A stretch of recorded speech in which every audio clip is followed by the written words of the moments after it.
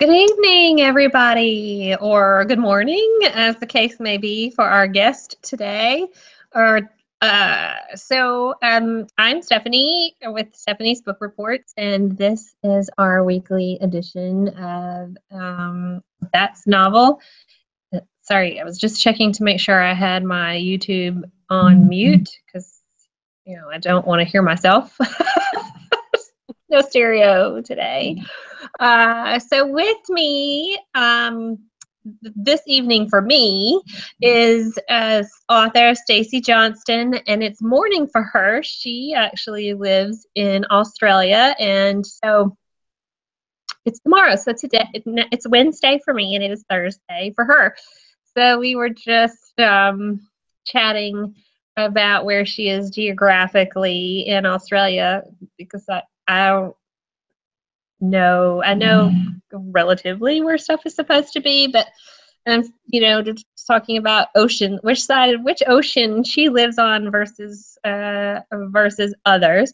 So if Stacey is new to you, we have her all of her information here in the episode information. It's just down below here, and you can click on the Amazon link to look at her Amazon author page, so you can see all of her lovely books, which we'll discuss this evening. But thank you, Stacey, for joining me.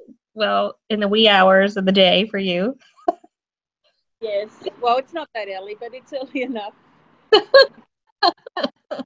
This is about 8 a.m. for her on Thursday morning, and I don't usually see 8 o'clock in the morning of my time, so that's early for me. No, well, normally I'm at work, so it's I've had you're walking with me. Yeah, normally I'm sitting at my desk at work, but not today. Today I'm going to sit outside in the freezing cold at home. Yes, Stacey and her puppy dog. I got to see the dog a few minutes ago, just lounging around. Yes, she's not following me now because I'm heading inside to get my phone charger. Yes, that would be important. We were likely to suck out all the juice from the phone pretty quickly. Yeah. So let me see. You're relatively kind of new to publishing, right? So you've just been publishing for about a year?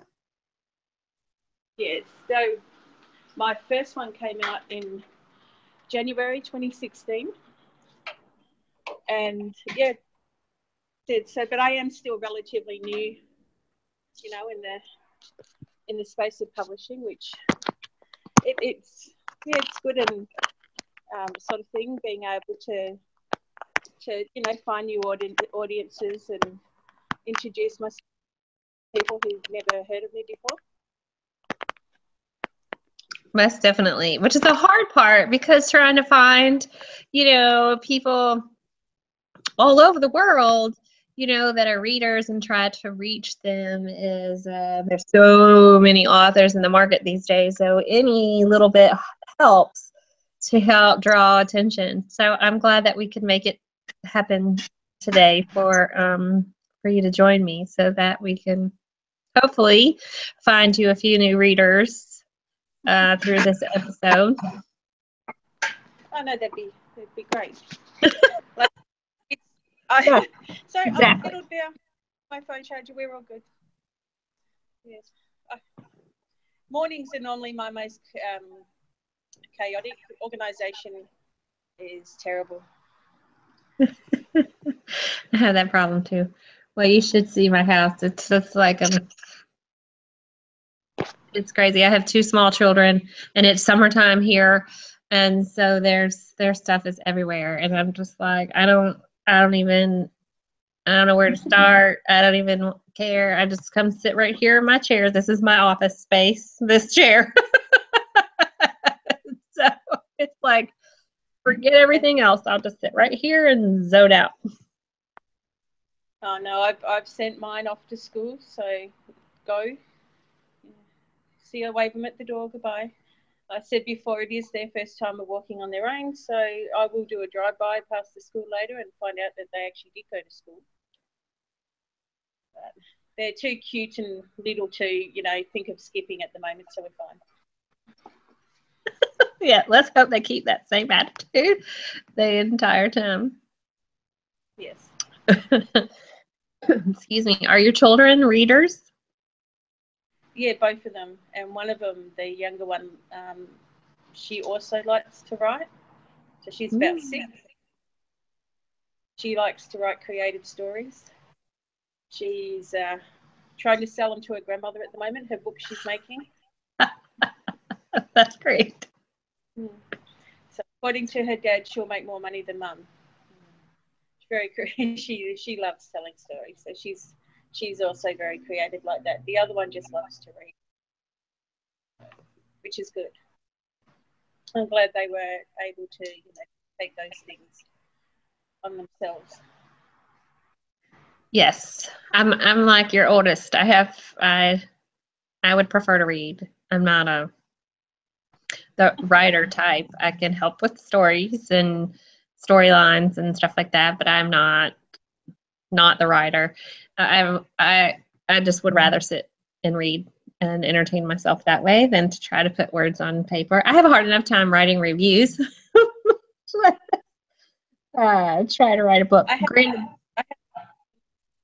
I have a friend over here who, when I published the first one, Heroes and Villains, obviously it was all very new to me, and I used a self-publishing company to help do it. And she goes, I thought it'd be easy. You write it, you send it off to be published, and that's it, done. You know, that's you sell books. I went, yeah, it's not quite that easy. So yeah, I think the impression on what you know, what publishing is, what's involved in publishing. So not just the putting the words on paper. It surprises a lot of people how much work goes into producing just that one book. I mean, for us now, you know, for me, you know, nearly 18 months down the track, it's I find it a lot easier than I did back then, because, you know, you learn more in the industry as you go along. Mm-hmm. But yeah, it was just she was quite funny when she said to me, "Oh no, I thought once you published it, that was it." No. No. No, not quite. Yeah, but it's good insight to pass on, though. It could be years ago, but not anymore. It's definitely much harder. Yes. Excuse me. Yeah, a lot more authors, I think, are trying to break into the publishing world, and it's not easy, but you know, it's for me, it's just the joy that I get when you get that one little review that tells you that, you know, they thought it was fantastic. Then it makes putting those words on paper worth the time it takes you, even if you've sat up till 4 a.m. trying to finish it because, you know, you can't find hours in the day, which kind of happened to me this week. So there you go. Well, if it makes you feel better, I sometimes stay up till 4 a.m. reading, so it makes it all that writing till 4 a.m. worth it. I don't think I've had to read in months, but I've got been given an arc by an author I love that I'll start soon. So I can. Reading it's the easy bit. It's remembering to write the review that becomes the difficult part. Yes, I feel your pain on that one. Sorry, my hair drives me nuts, and if it starts sticking out and stuff, I'll probably play with it 5 million times during the show. But yes, it can be very difficult to write reviews. I have one that I have to write for tomorrow, and I'm already like, what do I have to say about this book? You know, like there's a catch-22 depending on how well you liked it, and, you know, like if the author, you're familiar with their work, like my review for tomorrow is going to be difficult. I love the author, I've never met her in person, but I've read almost every single story that she's written, and this one just didn't catch me. And so this one is going to be a difficult one for me to review because I've just, it wasn't my cup of tea. So when you have to, and especially I guess when they're your friends, like I don't read my friends' books. Well, those that were my friends first before they started writing, I don't read their books because I'm not going down that rabbit hole. Yeah, a lot of people aren't as deeply involved in like the book world or even know a lot of this, what happens in this book community exists. I mean, it opened my eyes when I joined. So a lot of my friends obviously wouldn't even know how to log on to Google, Amazon, let alone, be able to go in there and write a review and things like that. Mm-hmm. So it's that for me. Now I just assume that everybody understands that they've got to add an address to their approved senders list so you can email straight to their Kindles.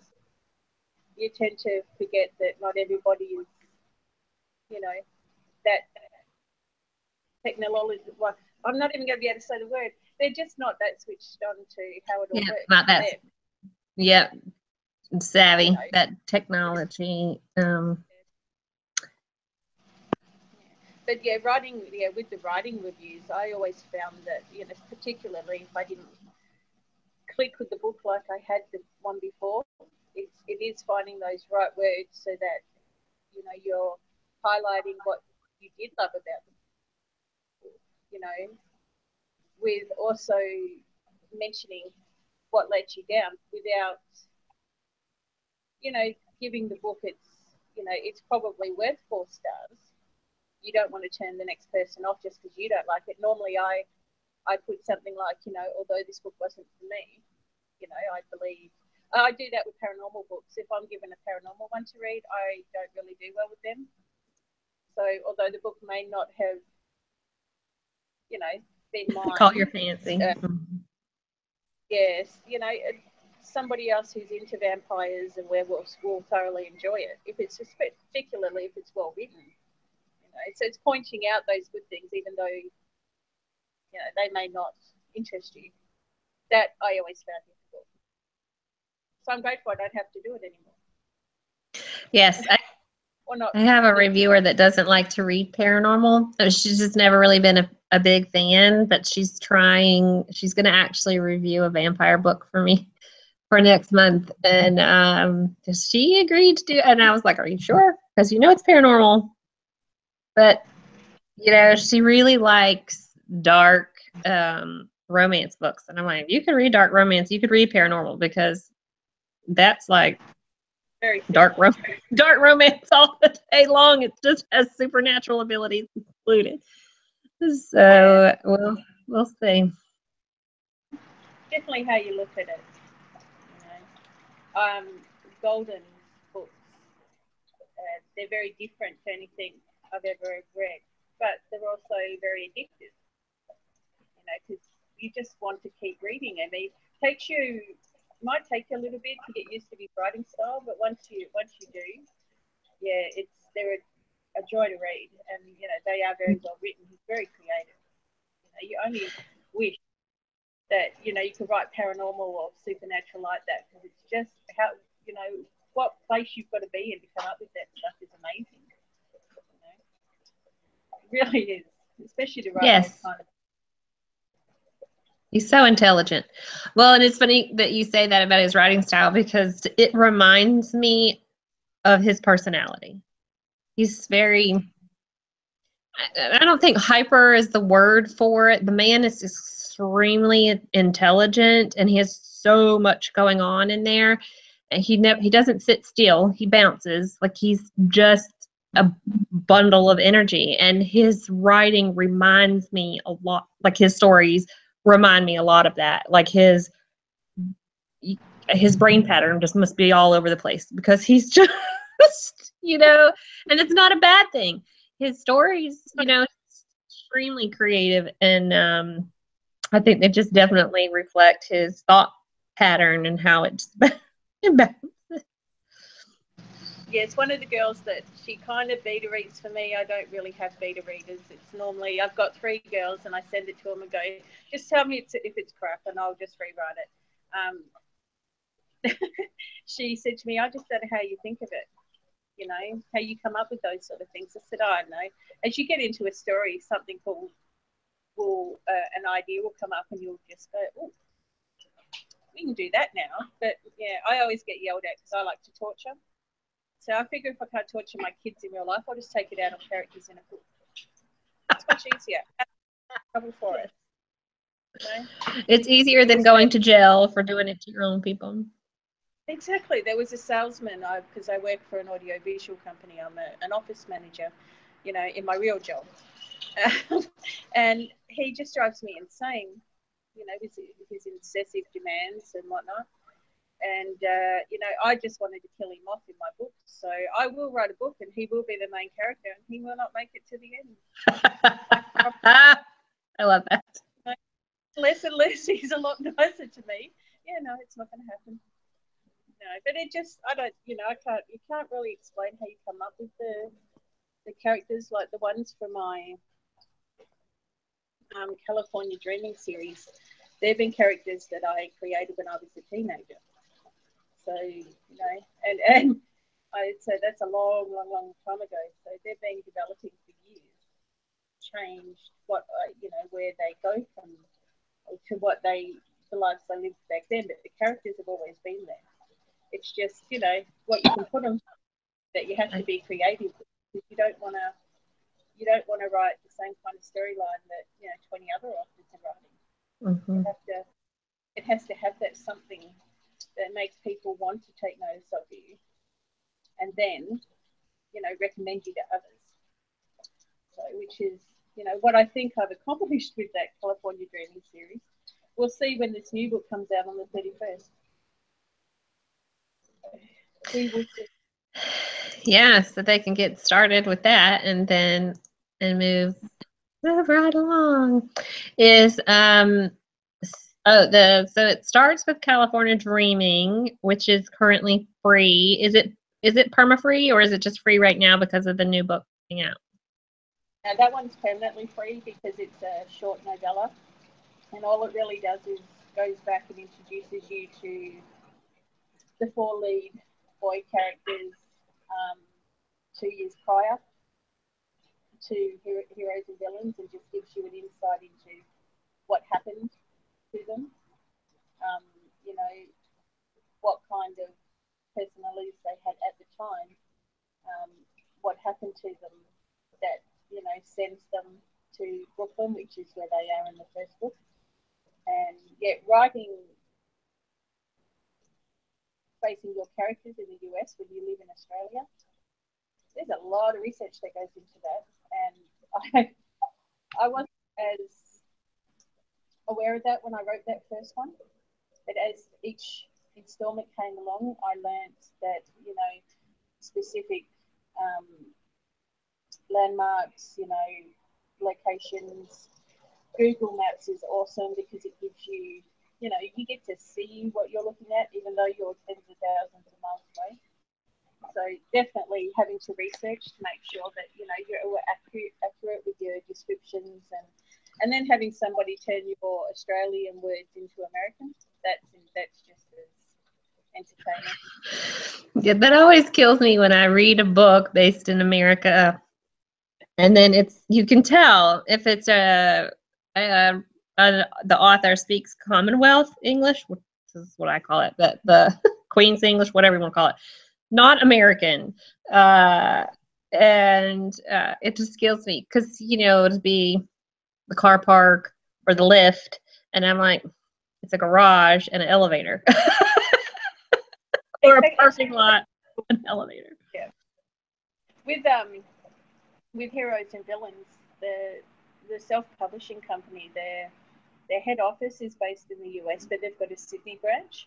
So they were told that it had to have an American editor because it had to be authentic.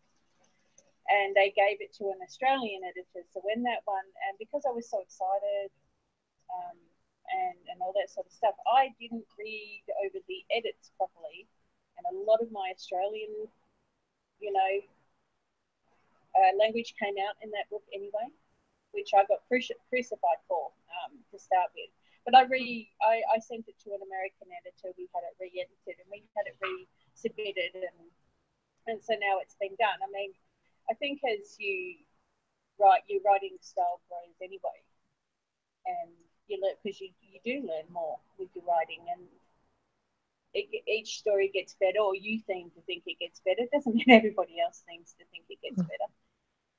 But yeah, having just an American editor, which I have done since, makes that difference, because they will point out, they'll come back and they'll go, what does that mean?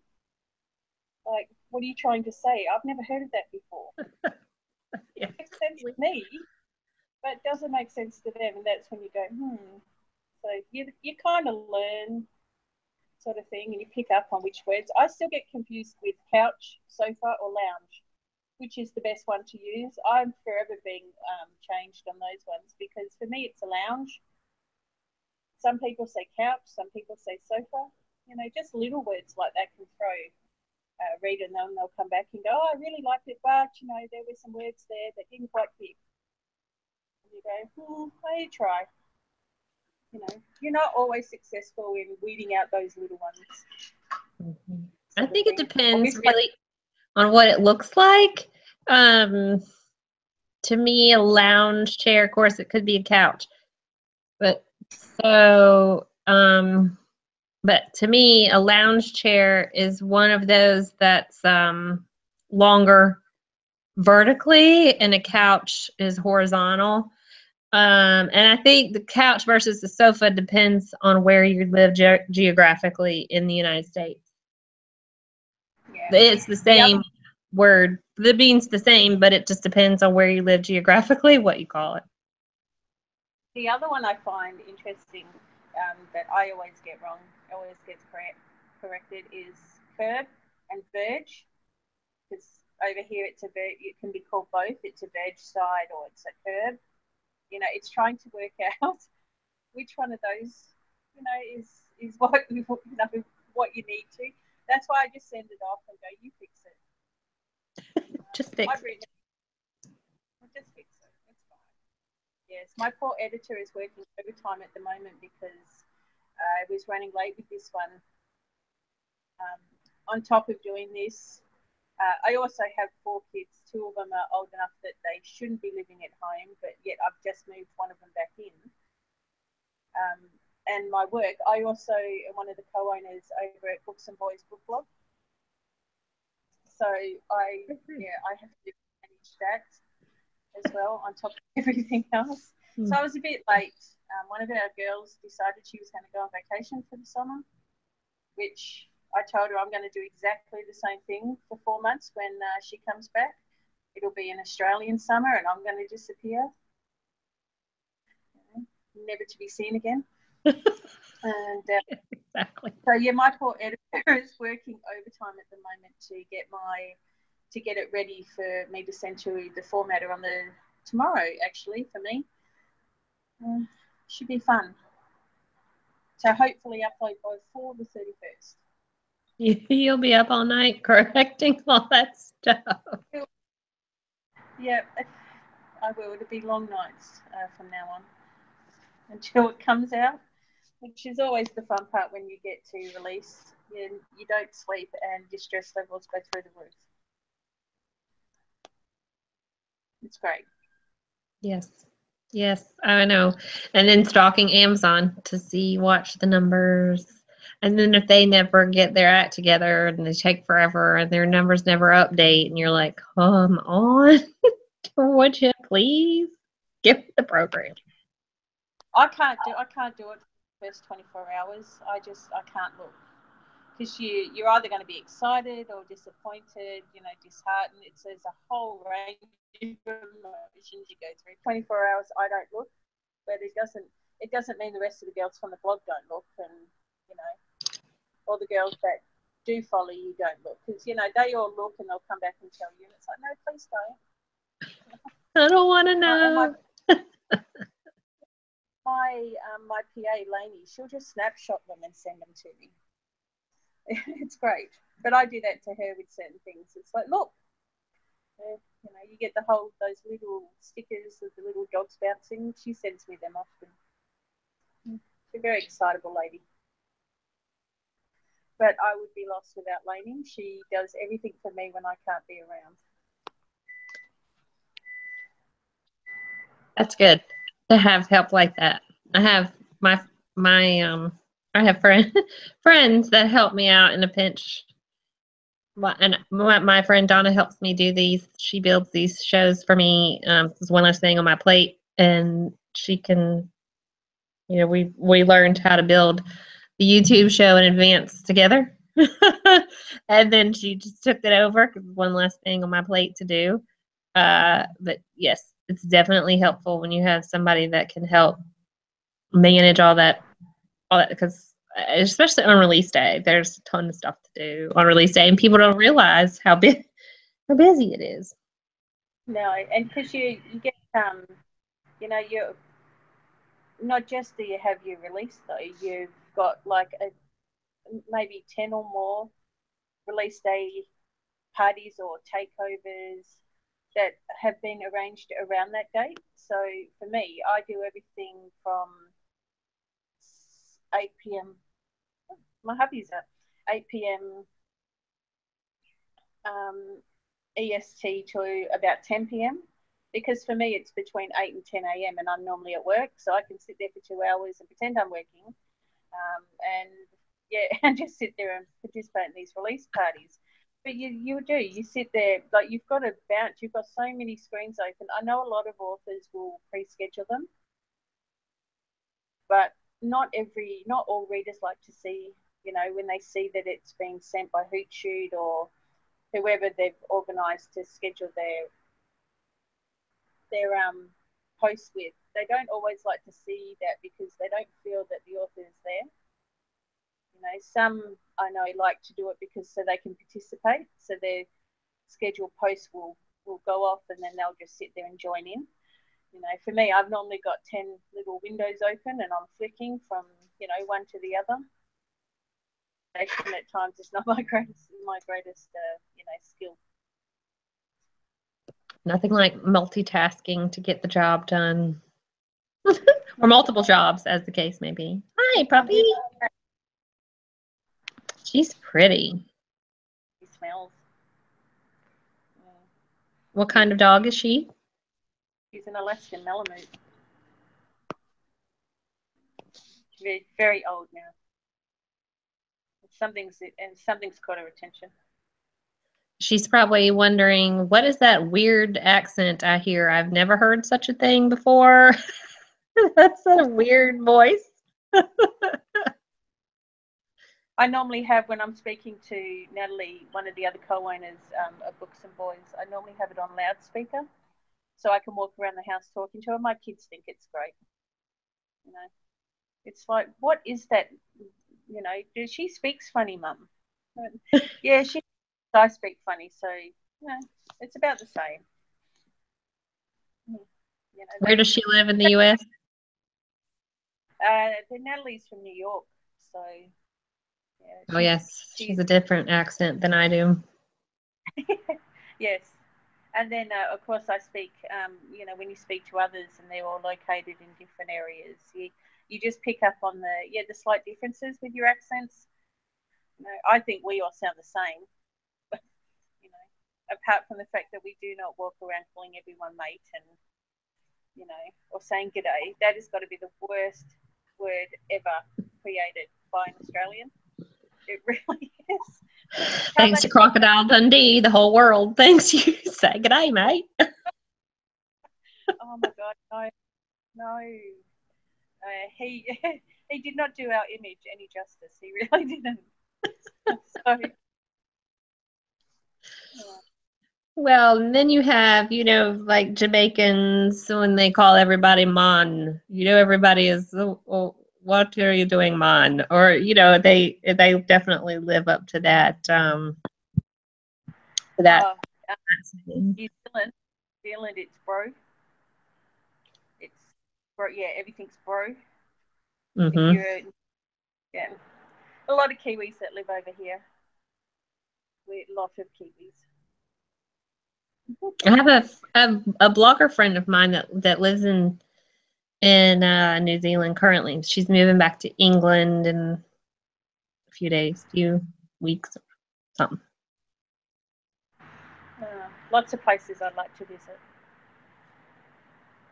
I know she's showed us pictures.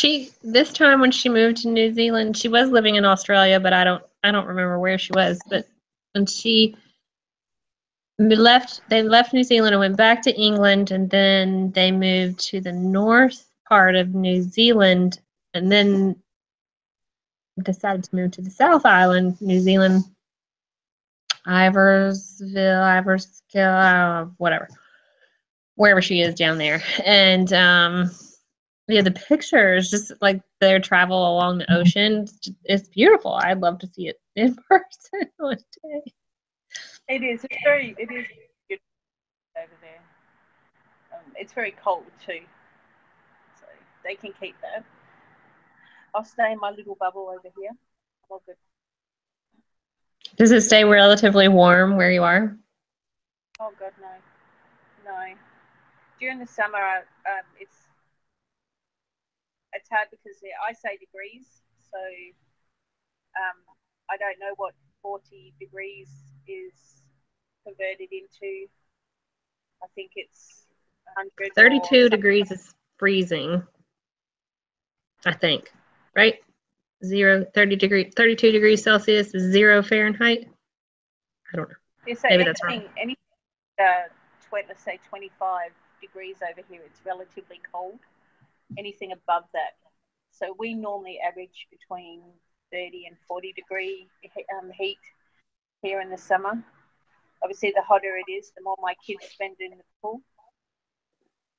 So normally during the summer, yes. I'm sitting back here by the pool watching the girls try to drown each other. Well, whatever works, right? Keep themselves cool. Yes, very much. It's about the same here. Let me see. It's in the 90s. I live about 10 minutes from the Atlantic Ocean, and it's 8:37 p.m. here, and it's 80 degrees Fahrenheit. Yeah, I'm not very good at versions. Whatever it is. For the first 6 months, I used to get confused with the time differences between us and you, and then I got it all perfected, and I knew exactly what it was. And you went and got daylight savings and threw me out again. Yes, got to learn a whole new thing. We don't do daylight savings here in WA. So when the eastern side of Australia do it, they're about 2 hours ahead of me anyway over there. And when they start with their daylight savings, it's like 3 hours, and then I end up going from 12 hours to 13 hours ahead of everybody, like everybody in the US, depending on whether you're EST or CST, and yeah, it's just more complications. Trying to work out when you're supposed to be on. I've missed plenty of takeovers because I get the UK ones wrong. Oh yeah, so it's hard. Yeah, they're like 7 hours behind me. So if I book for something at like 8 p.m., it ends up being like early hours in the morning for me. I sleep through it. Exactly. I looked up on my Weather Channel app what the weather is in Perth, and it says that it's 58 degrees currently, Fahrenheit.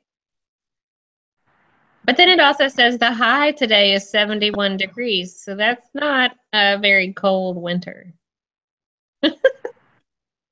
Definitely feels like it. Maybe I'm just a sook.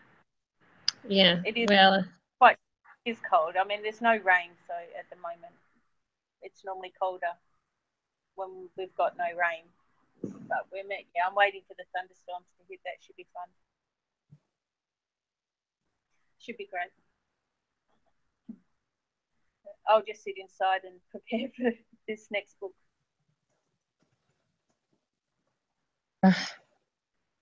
My eye has been jumping for weeks now. I don't know if it's having its own party or, my eye muscle right here. Just all of a sudden started jumping. I like have to hold it still because I feel like the whole world can see it going. It's just probably me, but it's annoying. Yeah, it starts twitching and you sit there and go, can they see how annoying that is? Yeah. Like, come on. Is your release on Monday, is that part of the California Dreaming series? Yeah, this one is. Yeah, this is book 4. Book 4 or book 5 if you include the free one, the prologue, or whatever they call them. So that's the next one, and it's based on one of the other boys. It kind of, he's got a certain personality that shines through all the other books, but in the new one you see him in a different light. So it's like you're seeing obviously you see the real him, so you see the person he portrays himself to be in the other books leading up to it.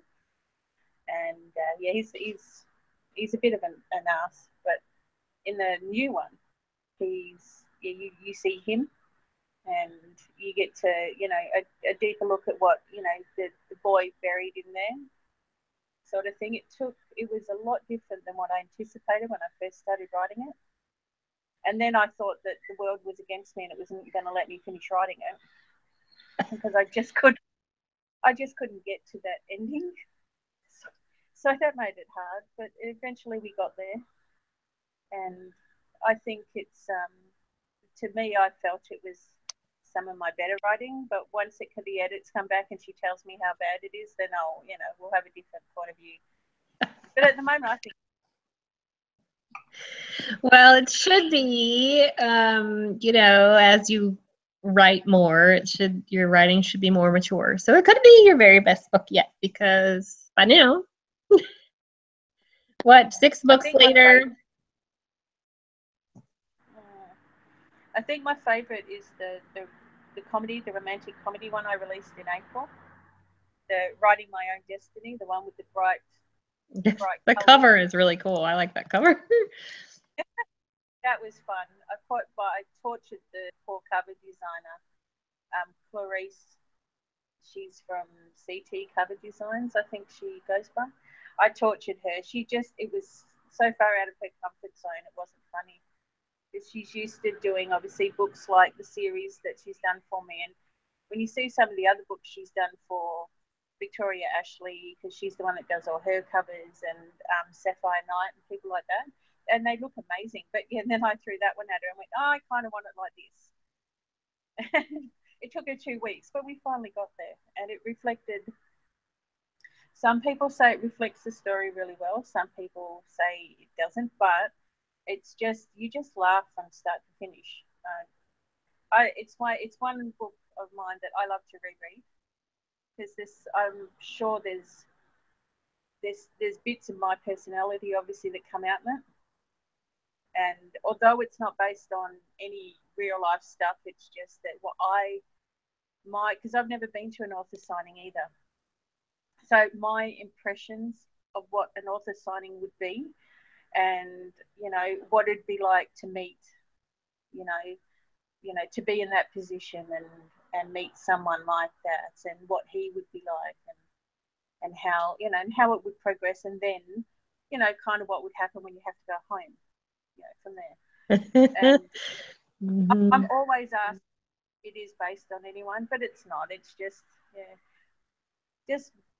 what I would like to, I suppose how I would like to envision it would go down, or that's a really bad way of putting it, but how it because there's a lot of one-liners. Obviously, there's a lot of burst out, kind of scenes where you can't help but laugh because it's, she's the character in that one. She speaks before she thinks, so words will erupt from her mouth without thought to what. And I do that at times. I'll say something and then go, oh, hang on a minute, that might be interpreted a little wrong. The brain doesn't always connect with the mouth at times, and she's a bit like that. And, but she is an Australian author, and it made it easy to incorporate, some of the Australian language into the book without making it too hard to understand. And I'm looking forward to writing the next one to that. I just haven't quite decided if we're going to continue with CJ and Kate, or whether we're going to talk about, because it's about the blog, about the woman that runs the blog sort of thing. If we're going to pick on her, or if we're going to pick on one of his, 4 friends that also get mentioned in it. I haven't quite worked out whose character we're going to torment in that one, but it should be fun. But I'm thinking it'd be nice to do with that one, to do the next one based here in Australia, and his experiences as an American here in Australia. I think that one might be easier for me to write. Yes, for sure. A bit of culture shock, maybe. Yes. Yeah, it'll be a huge one, but it's going to be good. And considering that, in the book she is a single mother with 2 kids, so he's coming. Probably just gave away the ending of that book, didn't I? Really, a potential spoiler, people. Let's just edit that out. Forget you heard. Yes, it's so. But that's, I think, what I'll do next, because it's fun, it's light, and it makes fun of the characters themselves. That they can and others without without thought of what they're doing. But it is I love that one because it is really funny, and I was trying to see how, as I've heard that it's hard to switch genres. If you write in one kind of genre, switching to another, it can go one way or another, obviously. And so I think it was just me seeing whether or not I was capable of doing both, which it worked out a lot better than I thought. And it's my most, not just my most favourite, but I think it's the one that appeals to most people, because romantic comedies seem to be a hit no matter who you are. Mm-hmm. Everybody laugh. Well, if you have the dark, you have to have some comedic relief in order to break up the dark.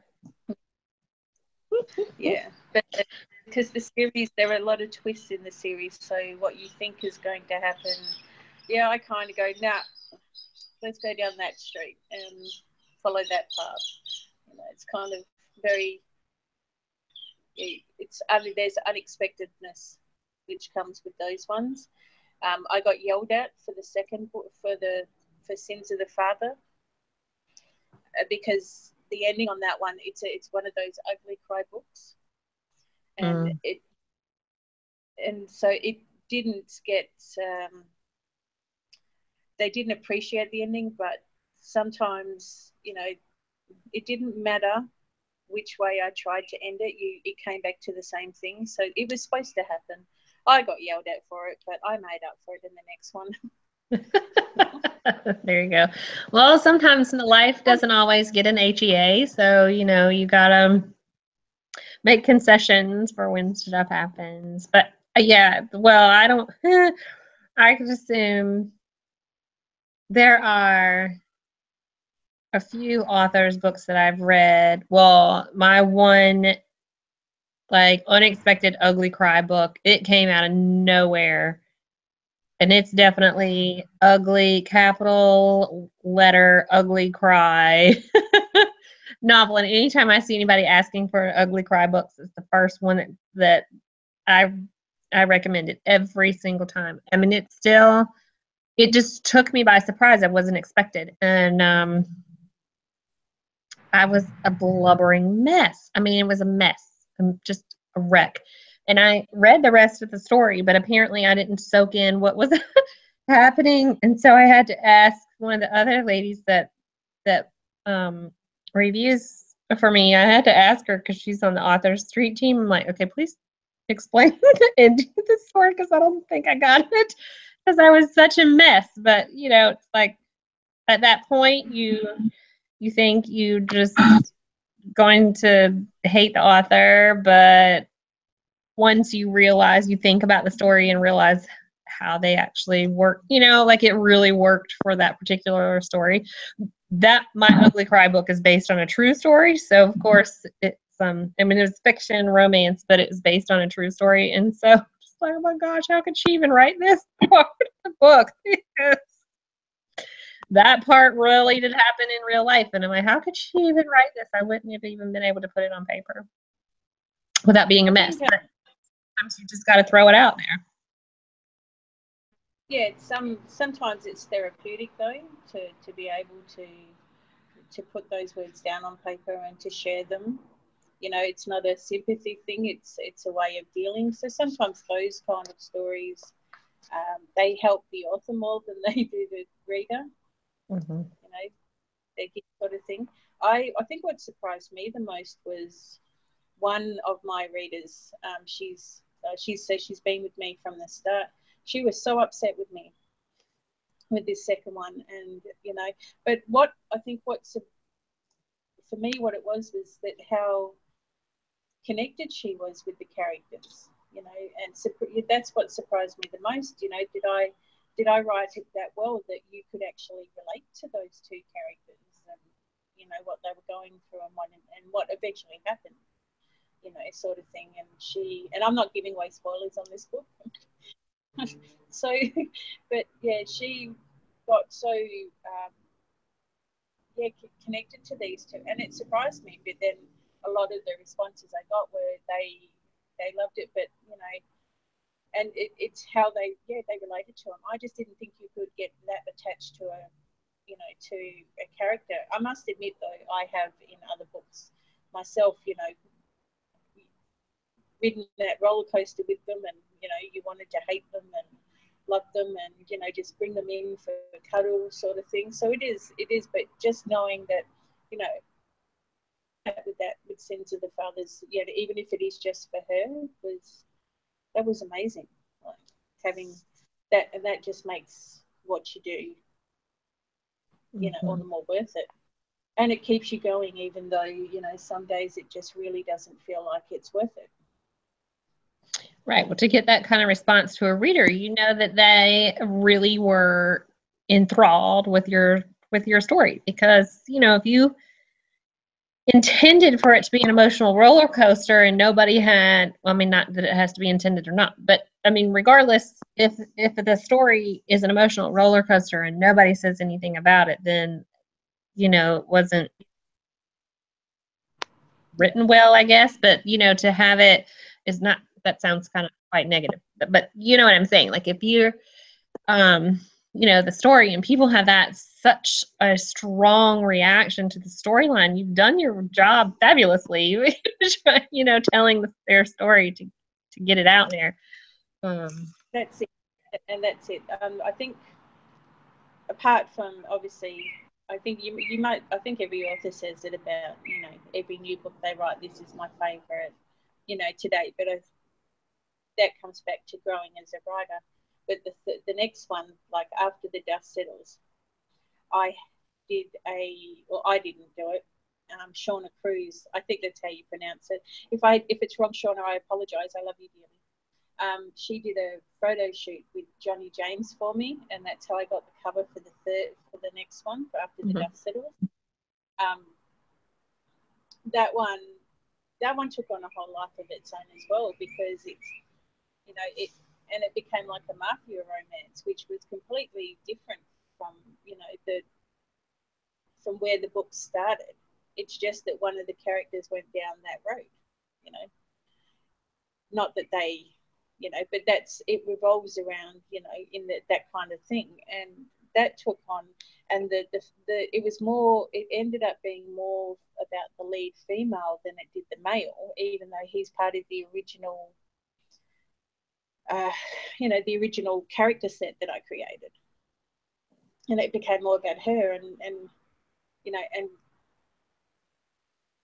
her life and things like that. You can create a storyline, but it's not until you start. I don't believe it matters how much planning you do.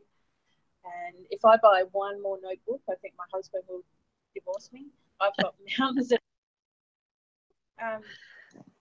it doesn't matter what you create as your beginning storyline. It just takes different directions. You'll think of things, and I've done that, I think, with all of them now, which has been good. But they're nowhere near the stories that I had in my head when I was growing up. You know, with these 4 or 5 characters. So, you know, and originally it was just the 4 boys from the California Dreaming series and the girl, Sophie. So it started out with them, and it's just growing, which is good. It just means that I've got more people to pick on. Yes, exactly. More people to kill off. And he'll make it in there. More fodder. Well, and that's a plus, because, you know, that'll keep you in business for a while, because you have more people to work with. Yeah, it's my expensive hobby. You know. Mm-hmm. But if it's what you enjoy doing, regardless of whether I didn't start the process to make money. I just started it so I could share stories. Hopefully people liked them. You know, and I've just gotten so involved in the whole book world that, and I'm so far invested in it now, I don't think I could walk away. Yeah, you can't go back. Well, and I'm sure, as most authors have said on the show, that they have people talking in their heads, and if you have characters talking in your heads, you got to get it out, because otherwise I think people would go. I often have said the difference between an author and a person that has schizophrenia is an author puts the voices down on paper. Yeah, pretty much. Yeah, it's just not good trying to go to sleep, and then, you know, these things just pop into your head, and it's like, yeah, that's not going to be remembered by the morning. Just shut up and go to sleep. Right, exactly. I'm trying to go to sleep here. Y'all have to wait. Yeah, push the pause button. Mm-hmm. Yeah. Yes, that's when you have to pick up your phone and make notes before you forget. Then go back to it in the morning. Yeah, you'll think of something more creative in the morning. Just shut up and go to sleep. Yeah, I'm done.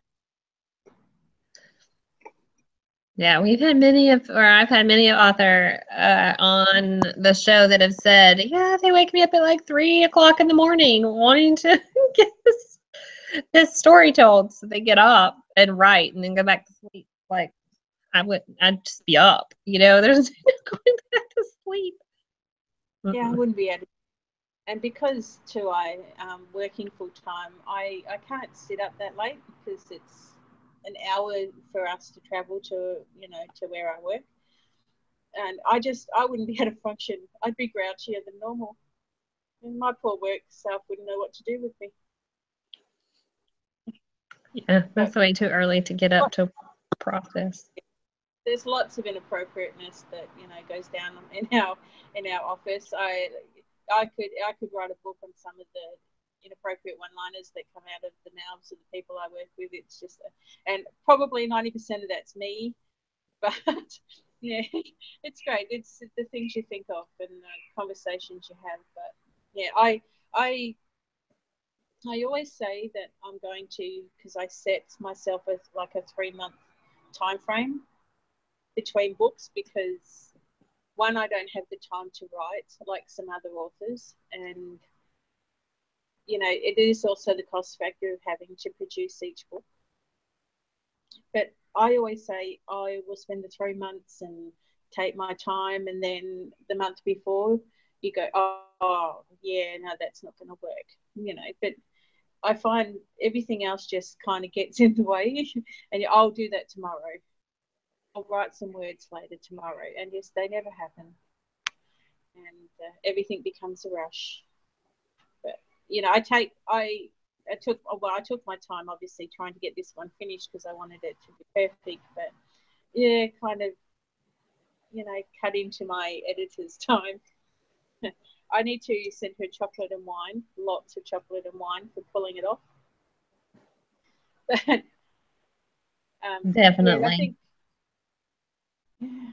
But I if it's really quiet at work, I'll do writing. Hopefully, my boss won't watch this and he won't see what I do during the day. But some days obviously are quieter than others, and I find I concentrate better at work. My kids in my ears going, "Mum, can I have this?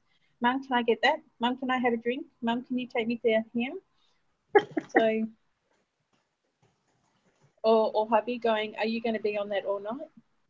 You know, are you ever going to put your phone down?" Just the normal nag. Yes. Yeah, that's the hard part. My daughter complains all the time, but my mom's always working. She's on her computer. We never get to do anything fun. I'm like, excuse me. But yes, I am always working. I can work while you have fun too.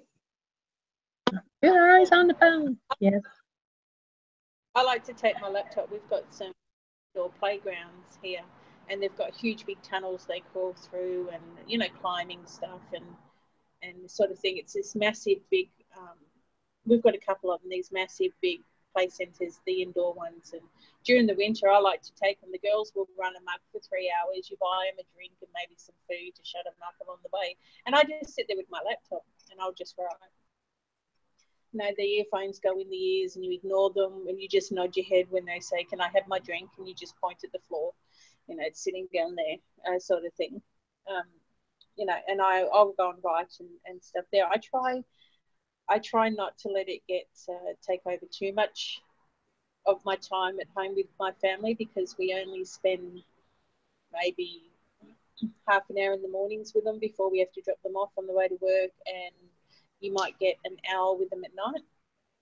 So your weekends, I don't want to be spending, all the time on the computer.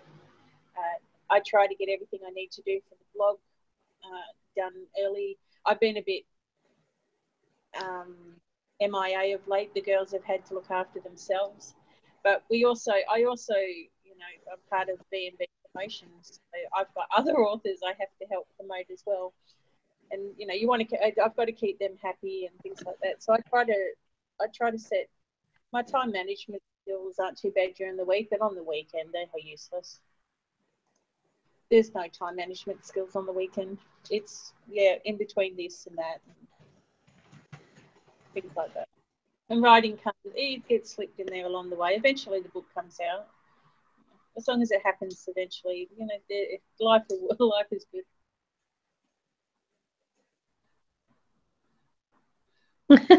I'm surprised your husband's not like, hello, it's time to go. Oh, no, watching the basketball. He has an American basketball team he watches. I think it's Orlando. An NFL team he watches. I don't know who that is. Because he's English, he watches the soccer. He's got his Australian football team that he follows, which it's normally weekend anyway. And then he's Australian Perth. He follows the Perth basketball team, the Perth soccer team. And if there's something on that involves sport, he'll be watching it. When he's really bored, he might watch netball. But no, he just loves sports. So he'll be in there watching something that's on in relation to the sport. So it'll be fine. And then I'll catch up with some people I haven't seen in a while. There you go. And make sure that your kids got to school okay. Got to school okay. Yes, but that's all right. Like I said, my time management skills, I was in a panic. It was like, I've got to have the girls at school. I've got to leave at the same time. I have to be online to do this. I really didn't plan that well, did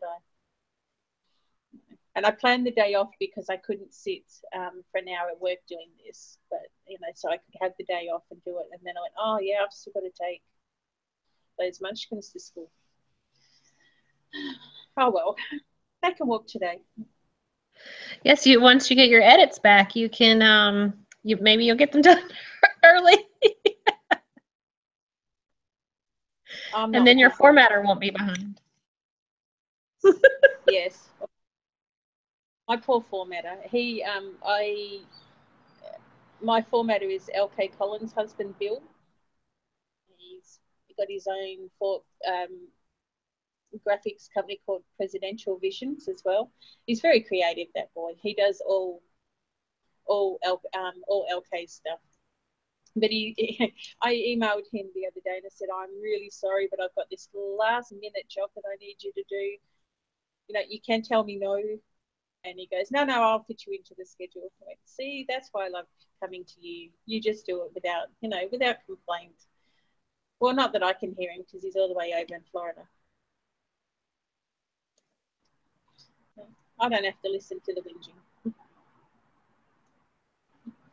I did promise that I would not do this to him again, with the next one. You won't have to be behind. Well, I'm writing again.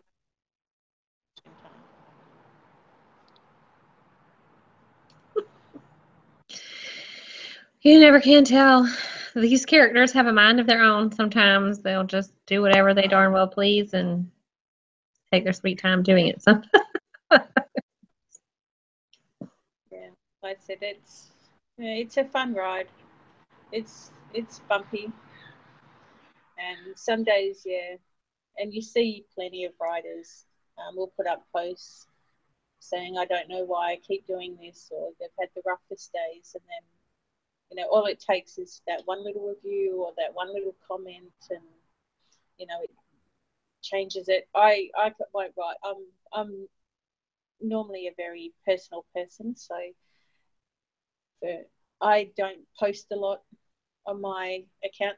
I wasn't smart enough to create a separate account for my book stuff, so it's my Facebook account is obviously my personal one, and all my family and friends get bombarded with everything I get tagged in. Some of them have chosen to unfollow me, which is a good move. Some of them have chosen to unfriend me, which is, I won't even notice because the only things I ever see on my timeline these days is books and all the book-related stuff and all the groups that I've joined and the authors I follow and all those and the book blogs I follow. So I don't see anything else anyway. So just send me a message. It's much easier. Exactly. I feel your pain. Mm-hmm. It just wasn't. I didn't really think when I first started out. I didn't. You really don't understand the book world until you step into it, and then you just stand there like one of those people on the side of the road watching all the cars go flying past. Trying to work out how you can maneuver your way in between all those cars, to get to the other side. I don't think there's any safe, safe path between them all. That's what it feels like stepping in. You don't always know who to trust, and then, and the drama. I found that don't drama. And, you'll get people who'll tell you to stay away from certain people. But, I think everybody deserves, the chance to show you themselves what kind of people they are. You can't always judge an author just because somebody's had a bad experience with them. You may not. There may be, a reason behind what they do. But, in my thought process is if it doesn't affect me personally, then it's not, it's not worth me getting involved in. So yeah, I kind of don't worry about any of that sort of stuff. You read the posts as they come along and you just keep moving. Exactly. Just keep scrolling. Because I'm sure you see it as both ends as well, the blogger side of it, the author side of it. It's just. It is, I think, having both perspectives. Like you see from the blogger perspective, you see from a PR company perspective, and then you see from the author. And then, I was a reader originally. So before I started putting the words on paper, I was an avid reader. I started following authors, certain authors, and joining, their art teams and street teams and all those sort of things. So I started, and that's how I got into it to start with. And originally I started as a reviewer for Books and Boys, and got along so well with Nats, and was able to learn the ropes and get on board and help, sort of thing, that you progress. And now she relies way too heavily on me. But that's not a bad thing. Girl has more OCD tendencies than I've ever seen in a person. It's what makes but you see the negativity on all sides. Jealousy plays a huge part in a lot of the dramas that happen, and I don't always believe it's needed. But you just keep scrolling, and you just you concentrate on what you need to do to succeed, and not get caught up in the arguments and the and those sort of things that happen. Not everybody. It's like being in a high school play yard. You feel like you're seeing some days, but there's not always that much negativity. There's so much. There is also a lot of support and love from bigger authors to other new ones, because they understand what it's like to start out and how hard it is. And it's not always roses for them, even though they are New York Times bestsellers and like that. They've just got better opportunities, and they've been there and done the hard work, so they're willing to help. But a lot of, I find, sometimes new authors expect the instant fame. Right. Yes. And entitlement. It comes in time. I don't worry about any of that. I just worry about whether or not I'm going to get the book finished in time, so that I can send it off to publish, so that I can keep my readers happy. I just concentrate on little things. Plus, it's hard keeping up here. You got to keep up with so many other things as well, that your real life kind of invades at times. You have to adult. Yes, some of that stuff is non-consequential, and you just gotta be like, whatever. Next. Husband says you have to come out of your pretend world today. It's my pretend world. Right. Exactly. The world of fiction. Oh, goodness. It's very lively. We are at 9. Well, it's 9:12 my time. So I don't want to hold you up from your day, and I'm sure I haven't heard my kids. I was keep looking at Facebook to see if my husband's going to send me a message. They should be home anytime, and they're like a stampede herd of elephants when they get home. So I don't want to hold you over too long, and then they come in and they're like, the whole world will hear them because they're loud. But I appreciate you joining me this evening, and much success to you on Monday. So it's your Monday, right, that you'll release, our Sunday? It's the 31st of July, so I think I don't even know what day I'm in. I think it's Tuesday. It all goes live on Tuesday for me, which is the 1st of August, but it'll be the Monday for you. Okay. I just go by US times and dates. I don't worry about mine. Mine don't exist. All right, we'll have to look for it. So we'll make sure to promote it on Monday for you. That is wonderful. Thank you. And I've rambled enough, so you're welcome. No problem. No, it was great talking to you. I hope those that listened to the show enjoyed our as I had promoted in my readers group earlier. It's the clash of the accents.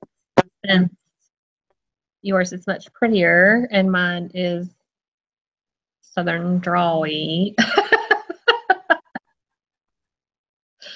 Yeah, we always like to hear. I love to hear people with different accents. So it's cool to hear your voice.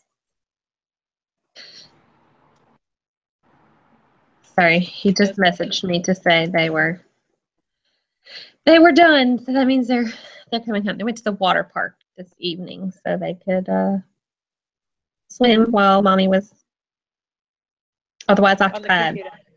Yes. Yes. I'm going. Yeah, I will leave, and I've got some friends waiting to have coffee with me, so I will go and entertain them for another couple of hours, and I may come home and clean. Maybe. Fine. So thank you for having me. It was good. Like I said, I rambled, and I'll be fine. Oh no, it was great. You did a great job. Thank you. Thank you. Well, good luck on Monday for your release. Everybody look out for Stacey's new release coming on Monday, the 31st of July. That's my mom's birthday, so be good. It'll be a good day. Celebration day. Thank you so much for joining me. I hope you have a wonderful Thursday. I was like, what day is today? It's your Thursday, so hopefully you'll have a great, productive Thursday. I don't know about productive, but it'll be a good day. All right. Well, I will sign off here, and I hope our viewers have a great evening. Thank you again. We'll see you next week here on That's Novel.